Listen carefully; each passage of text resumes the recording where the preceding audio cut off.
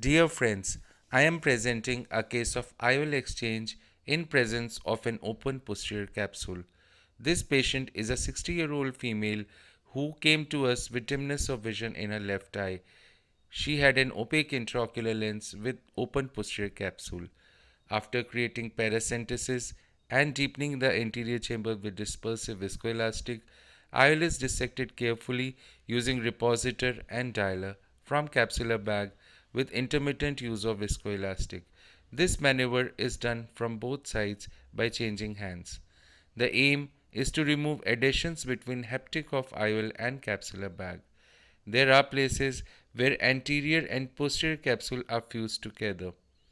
Dissection of this space is done by viscoelastic and iris repositor. This lens was implanted 5 years back elsewhere and lens was hydrophilic IOL. Sometimes we have to cut the IOL from optic haptic junction because haptics are so fused together that removal of haptic may lead to zonular dehiscence. Then slowly and gradually IOL is dialed and rotated so that adhesions are removed and IOL is free in the bag and can be brought in anterior chamber. One should be very careful as any extra force can lead to zonular dehiscence. Incision for lens exchange is done by 2.2 mm keratome with slight extension of the incision internally.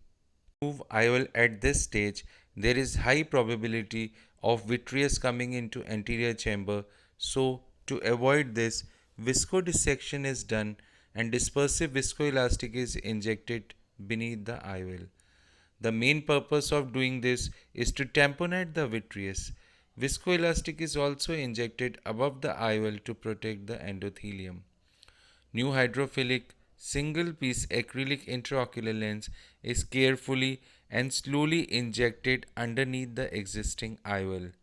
We have to make sure that this IOL goes in the bag. Direction of IOL placement is at the level of iris plane.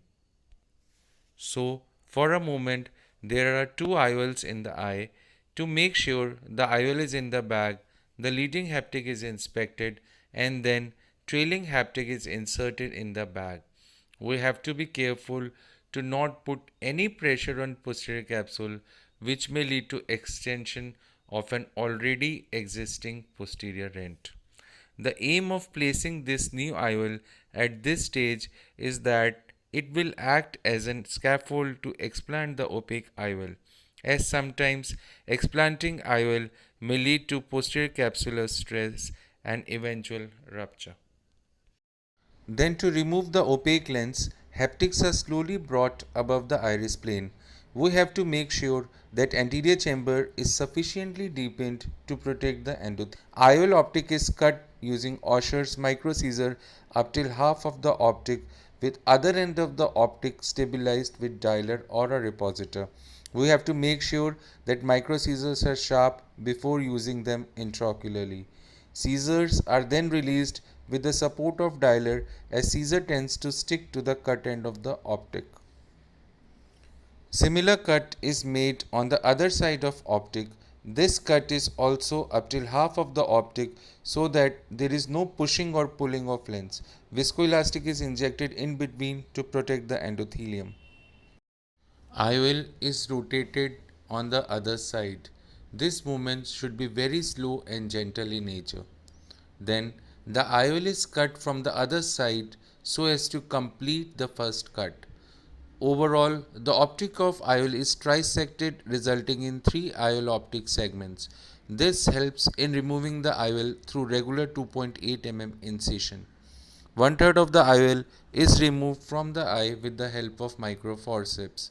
The other IOL segment are similarly cut in two parts and are removed with microforceps.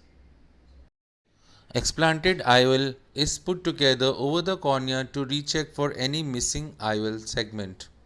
0.1 ml of triamcinolone is injected to check for any vitreous. It serves a dual role. First is to identify the vitreous and second is to minimize postoperative inflammation. AC wash is given and there are no vitreous stands noticed in anterior chamber. So, in this method of IOL explantation, new IOL acts as a scaffold to protect the posterior capsule and also acts as a tamponade to vitreous so that there is no vitreous prolapse. Patient had a clear cornea next post-operative day and had a vision of 6/9. Thank you so much for your kind attention.